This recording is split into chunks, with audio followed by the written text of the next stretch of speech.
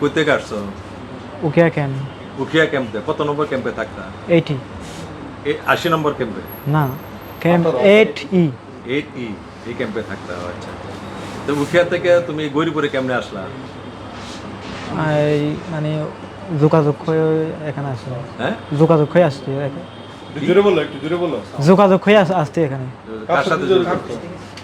একটার নাম হলে মানে কুদুস না তো ওই মানে কবির, দুইটার মধ্যে কোনো একটা মানে কনফার্ম হবে। ভোটার আমাদের অফিসে ভোটার হওয়ার নিয়মিত প্রক্রিয়া। প্রত্যেকে প্রয়োজনীয় কাগজপত্র নিয়ে ভোটার হতে আসে, আমরা তা যাচাই বাছাই করে সাক্ষাৎকার নিয়ে ভোটার করি। তো বরাবরের মতো আজকেও লোকজন আসছে কাগজপত্র নিয়ে ভোটার হওয়ার জন্য। আমরা যাচাই বাছাই করছি, করে ভোটার হওয়ার উপযুক্ত হলে তাকে ভোটার করার পারমিশন দিচ্ছি, তারা ভোটার হচ্ছে। তো এই ক্ষেত্রে দেখা যাচ্ছে যে যেটা আজকে রোহিঙ্গা ধরা পড়েছে তারও কাগজপত্র আমরা যাচাই বাছাই করি।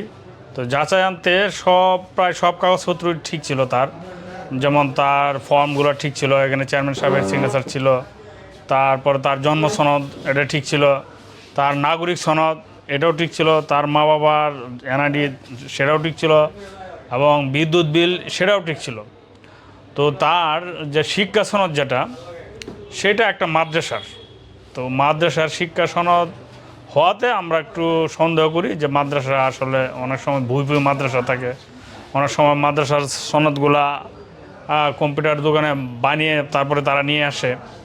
তো এই ক্ষেত্রে মাদ্রাসার সনদটা যখন আমরা ভেরিফাই করি তখন কিছু অসঙ্গতি তার সাথে ধরা পড়ে, এবং তার সাথে যখন আমি কথা বলতে যাই তখন সে সঠিকভাবে সুন্দরভাবে কথা বলতে পারছিল না বাংলাতে। এবং সে মাদ্রাসায় কোন ক্লাসে পড়ে, মাদ্রাসার নাম কি, এবং তার ক্লাস কি, পরবর্তীতে কোন ক্লাসে যাবে এবং আগে কোন ক্লাসে পড়ছিল, সেগুলো ঠিকমতো সে বলতে পারছিল না। তারপরে আমাদের সন্দেহের উদ্রেক হয়, আমরা এই মাদ্রাসার সাথে যোগাযোগ করি। আমাদের স্থানীয় উপজেলা মসজিদ ইমাম সাহেব উনিও ছিলেন, ওনার মাধ্যমে মাদ্রাসার হুজুর, মাদ্রাসার লোকজনের সাথে যোগাযোগ করি। মাদ্রাসার লোকজন বলে যে এ নামে কোনো স্টুডেন্ট তাদের নেই। যাচাই বাছাই করে এক পর্যায়ে সে স্বীকার করে যে সে উকিয়া ক্যাম্প থেকে আসছে গৌরীপুরে, তার স্থানীয় লোকজন আছে এখানে, তার মাধ্যমে আসছে। এবং সর্বশেষ তাকে আরও পরবর্তী ব্যবস্থা নেওয়ার জন্য উপজেলা নির্বাহী অফিসার মহোদয়ের কক্ষে নিয়ে আসি। তো এখন সেই কক্ষে এখন আছে, পরবর্তীতে তার ব্যাপারে আইনানুগ ব্যবস্থা গ্রহণ করা হবে। সত্যি হলে আমাকেও মানে জোর করে এখানে নিয়ে আসে, আমি পারবো আইডিতে মানে 100% পারবো।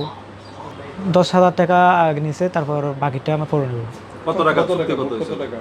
কত টাকা মানে আইডি 1 লাখ।